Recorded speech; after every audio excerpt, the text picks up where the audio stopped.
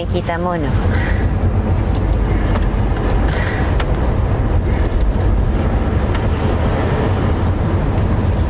Masyadong tahimik. Naririnig ko yung iniisip ko eh.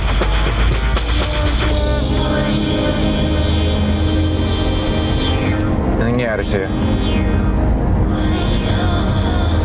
Wala. Sigurado ka? Ano ba? Close ba tayo para magkwentuhan? Sorry. Force of habit.